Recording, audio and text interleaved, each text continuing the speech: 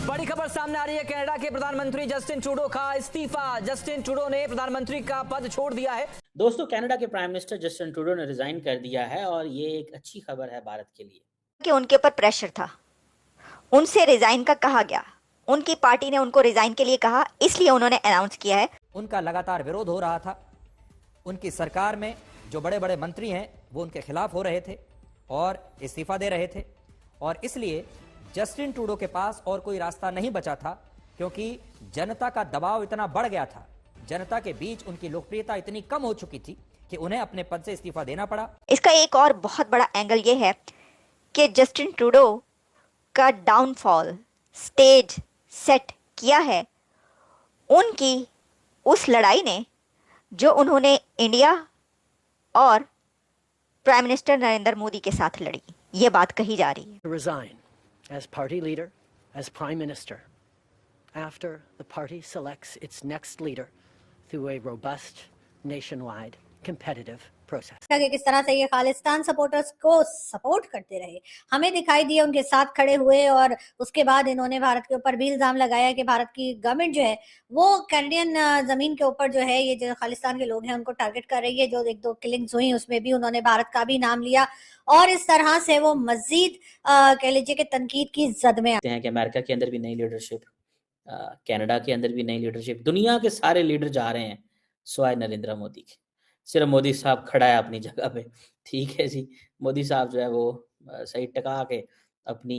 किस्मत जो है उसको एंजॉय कर रहा है। कोई चैलेंज नहीं है मोदी साहब के सामने। 2029 तक कमजोर अपोजिशन है बहुत। बहरहाल अब बताया ये जा रहा है कि जस्टिन ट्रूडो जो है उन्होंने ये सोचा है कि चलो रिजाइन कर दे, काफी रायता फैला लिया तो अब भाग जाता हूँ। अब अगले इलेक्शंस जब होंगे तब वो आ पाएंगे या नहीं ये तो खैर आने वाला वक्त ही बताएगा, लेकिन बहरहाल इस वक्त वो बहुत ज्यादा पॉपुलर लीडर के तौर पे सामने दिखाई नहीं देते। जय हिंद दोस्तों बहुत बड़े खबर है जो कि भारत को बिना सबूत इल्जाम लगाने वाले और खालिस्तानियों के समर्थक जस्टिन ट्रूडो कनाडा के प्राइम मिनिस्टर इस्तीफा दे दिए हैं अपनी प्रधानमंत्री पद से और अपना पार्टी लीडरशिप से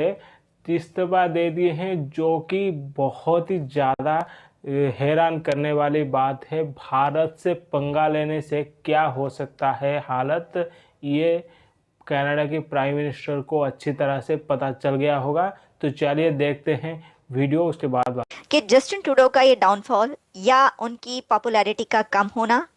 एक तो इंडिया के साथ उनकी जो लड़ाई चलती रही, उनकी एलिगेशंस भारत के साथ जो रहीं, और वो कभी कोई बात करते रहे, कभी वो भारत के हक में स्टेटमेंट देते रहे, लेकिन साथ ही नेक्स्ट फ्यू आवर्स में उनकी स्टेटमेंट्स ही आ जाती थी कि वो कहते थे कि जो कुछ चल रहा है, जो कत्ल की खबरें थीं और दोनों कंट्रीज़ के बीच जो डिस्प्यूट रहा, जो कॉन्फ्लिक्ट रहा, उसके ऊपर उनकी एक और खबर आ जाती थी। यानी इस तरह के हालात रहे कि जस्टिन ट्रूडो बैकफुट पर जाते नजर आए कई बार, लेकिन उन्होंने ये लड़ाई तब भी नहीं छोड़ी और फिर वो इस मामले को उठाकर अमेरिका लेकर आए। लेकिन बैड लक ये हुई जस्टिन ट्रूडो के साथ कि जिस अमेरिका के पास यहाँ पर वो अपना वो कॉन्फ्लिक्ट उठाकर लेकर आए थे कि इसको हल कराएं, इसी अमेरिका की तरफ से, यहीं से जो प्रेसिडेंट इलेक्ट डोनाल्ड ट्रंप है, उन्होंने कहा कि आप गवर्नर बन जाए और कनाडा को एक स्टेट बना दें अमेरिका की। तो इस वजह से उनके ऊपर डबल प्रेशर आ गया, क्योंकि जस्टिन ट्रूडो के डेप्यूटी प्राइम मिनिस्टर और उनकी पार्टी के कुछ और लीडर्स की तरफ से उनके ऊपर ये प्रेशर डाला जा रहा था कि आपने कुछ इश्यूज को सही तरीके से टैकल नहीं किया, जिसमें उनके ऊपर ये प्रेशर था कि आपने इंडिया के साथ रिलेशंस को सही नहीं रखा और इंडिया के साथ जो इशू आपने क्रिएट किया या जो इशू क्रिएट हुआ उसको आप सही तरीके से अच्छे तरह नहीं हेल्प कर पाए, उसको आप उस कॉन्फ्लिक्ट को रिजॉल्व भी नहीं कर पाए, उसका कोई रिजल्ट भी अपने कंट्री के हक में नहीं निकाल पाए, और आपने बिला वजह की बदनामी भी मोल ली और बिला वजह के आपने एक झगड़ा भी पाल लिया इंडिया के साथ।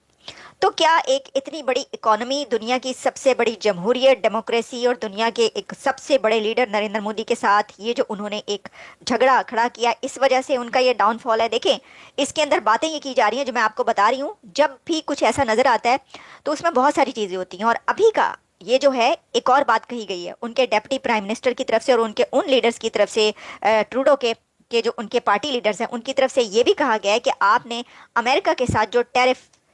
का मामला था वो भी सही तरीके से हल नहीं किया। उनके पार्टी लीडर्स का और उनकी पब्लिक का ये कहना है कि अमेरिका के साथ भी एक और नया कॉन्फ्लिक्ट उस वक्त सामने आ गया कि जब ट्रम्प की तरफ से सपोर्ट करने के बजाय या ये कहने के बजाय कि ठीक है हम टैरिफ का मामला जो है देखते हैं, हम टैरिफ नहीं लगाएंगे या कुछ भी, ज़रा कुछ साथ देने सपोर्ट के बजाय उन्होंने कहा कि आप अपना कंट्री जो है वो एक हमारे उसमें जम कर दें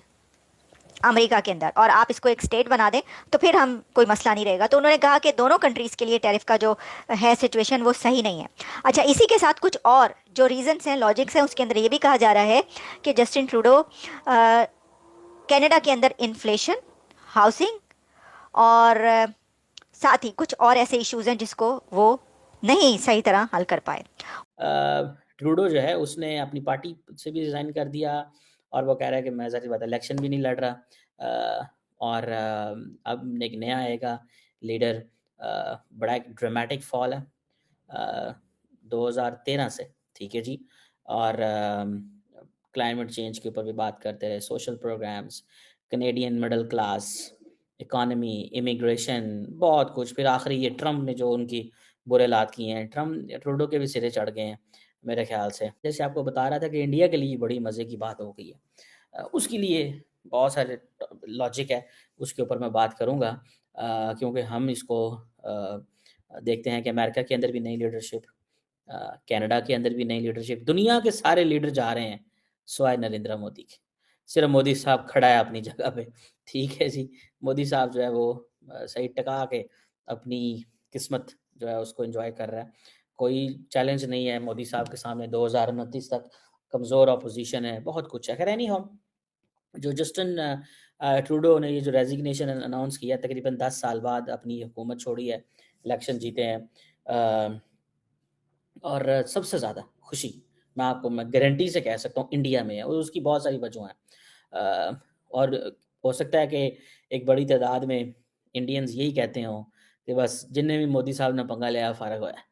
जिसने भी मोदी साहब के सामने खड़ा हुआ है वो उड़ गया, ख़त्म हो गया। वो जो टेंशन ट्रूडो दौर में बनी थी वो ख़त्म हो जाएंगी, मुझे ये लग रहा है। और डिप्लोमेट्स जो हैं वो दोबारा जाने शुरू हो जाएंगे वापस एक दूसरे के मुल्कों में। सो एक समझ लें कि एक नॉर्मल जो ताल्लुक़ हैं इंडिया और कनाडा के, वो आपके सामने आए। दोस्तों, इसमें ज़्यादातर पाकिस्तानी मीडिया को बड़ी झटका लगा है, क्योंकि पाकिस्तान हर वक्त ढूंढता रहता है कि भारत के खिलाफ अगर कोई कंट्री मुँह उठाता है या भारत के खिलाफ बात करता है तो पाकिस्तान को ज़्यादातर खुशियाँ मिलती है। लेकिन यहाँ पर पाकिस्तान को और एक झटका लगा है कनाडा को लेकर। जिस तरह कनाडा भारत के खिलाफ जाकर भारत के नाम पर बेबुनियाद इल्ज़ाम लगाता था कि हमारे मतलब कनाडा के अंदर भारत इंटरफेयर कर रहा है और कनाडा के जो मामले में दखलंदाजी कर रहा है। लेकिन इस पर कनाडा को खुद समझ में आ गया होगा, जिस तरह 10 साल के जो कार्यकाल के अंदर जस्टिन ट्रूडो के अब तक जिस तरह लोकप्रियता घटा है और अपने ही मंत्रिमंडल के अंदर जो अपने ही मंत्री खुश नहीं हैं और रिजाइन कर रहे हैं, उसको लेकर जिस तरह जस्टिन ट्रूडो को भी इस्तीफा देना पड़ा, इसको लेकर अभी बड़ी चर्चा हो रहा है कि भारत के खिलाफ और पीएम मोदी के विरुद्ध जाकर जस्टिन ट्रूडो ने जिस तरह अपनी रवैया और अपनी बयानबाजी रखे थे, उसके लिए ही आज ये दिन देखनी पड़ रही है, जो कि खालिस्तानी समर्थक और प्राइम मिनिस्टर जस्टिन ट्रूडो को। और ये भी कहा जा रहा है कि जस्टिन ट्रूडो आगे इलेक्शन भी नहीं लड़ेंगे। कनाडा में नया प्राइम मिनिस्टर चुना जाने वाला है अगले आने वाले इलेक्शन में। तो